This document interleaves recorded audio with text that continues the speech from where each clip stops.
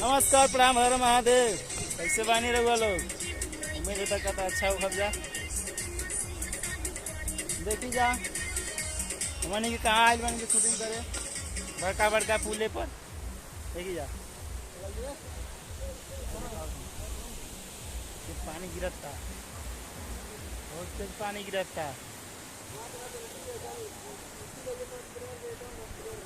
देखिए बड़का बड़का पुल है, वहीं पर आए हम लोग शूटिंग करने। और देखिए ये साथ में कौन है, इनको पहचानिए आप लोग कौन हैं? चकचोनी लग रहा है। चकचोनी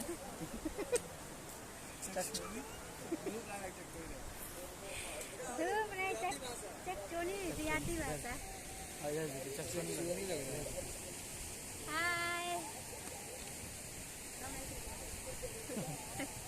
भूखी हो गई है ना, मतलब भूखी नहीं, मतलब हाँ भूख लग गया है ज़्यादा। और सुबह से शूटिंग हो रहा है, देखिए उधर तैयारी कर रहे हैं लोग।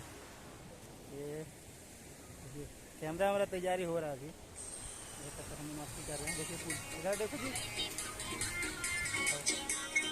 कहाँ हैं हम लोग? शूट पर शूटिंग कर रहे हैं। कितना बड़ा पुल है, देखिए बहुत बड़ा पुल है। तो पानी गंगा में जा रहे हैं।